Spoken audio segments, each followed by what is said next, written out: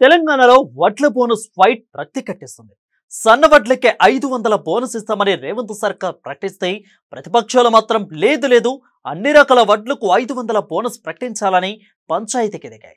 రైతులు అందరూ సన్న వడ్లు పండిస్తే రేషన్ కార్డులు దారులందరికీ అదే బియ్యాన్ని అందించవచ్చు అని ప్రభుత్వం ప్లాన్ చేస్తుంది.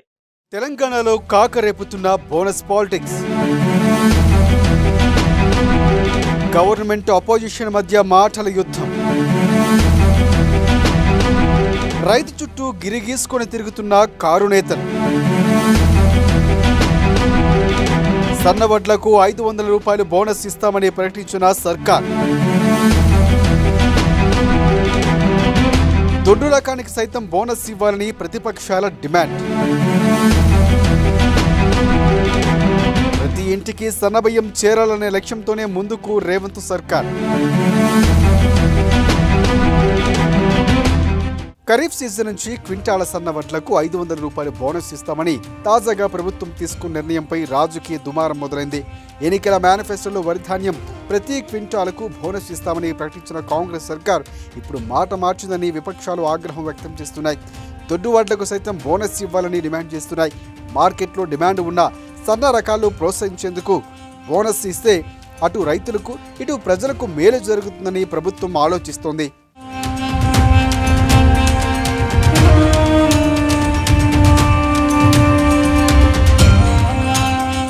లోక్సభ ఎన్నికల ప్రచారంలోనే వడ్లకు బోనస్ ఇవ్వాలనే పంచాయతీ మొదలైంది. ఈ విషయంపై ఎన్నికల ప్రచారంలో బీఆర్ఎస్, బీజేపీ పార్టీలు కాంగ్రెస్ను టార్గెట్ చేశాయి. అసెంబ్లీ ఎన్నికల మేనిఫెస్టోలో ఇచ్చిన హామీల ప్రకారం ప్రతి క్వింటాల్కి వరి ధాన్యానికి 500 రూపాయలు బోనస్ ఇవ్వడం లేదని విమర్శలు గుప్పించాయి. అదే సమయంలో సీఎం రేవంత్ రెడ్డి, మంత్రులు దీనిపై స్పందిస్తూ కౌంటర్ ఇచ్చారు. లోక్సభ ఎన్నికలు ముగిసిన వెంటనే బోనస్ ఇస్తామని ప్రకటన చేశాయి.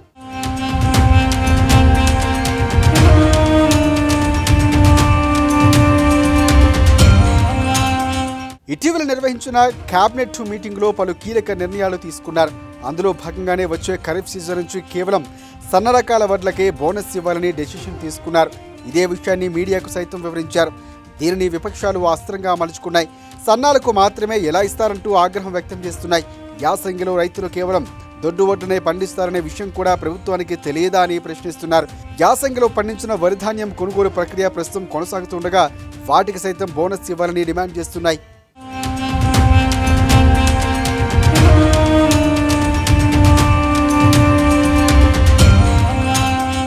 మార్కెట్లో ఉన్న వడ్లకు రోజు రోజుకు డిమాండ్ పెరుగుతోంది.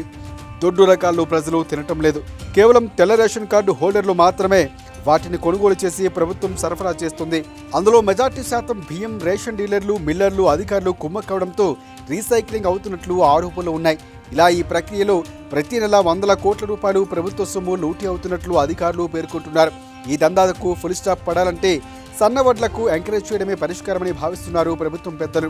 అందులో భాగంగానే సన్నాలకు మాత్రమే బోనస్ ఇస్తే వాటిని సాగు చేసేందుకు రైతులు ముందుకు వస్తారని, భవిష్యత్తులోనూ తెల్ల రేషన్ కార్డుదారులకు సైతం సన్నబియ్యం సరఫరా చేయవచ్చని ప్రభుత్వం ఆలోచిస్తుంది.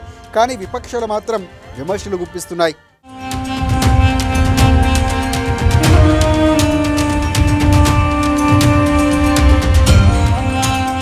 ప్రస్తుతం యాసంగి ధాన్యం కొనుగోలు ప్రక్రియ కొనసాగుతుంది. అకాల వర్షాల వల్ల చాలా చోట్ల ధాన్యం తడిసిపోయాయి. మరోవైపు తూకంలో తరుగు తీస్తున్నారని సైతం ఆరోపణలు ఉన్నాయి.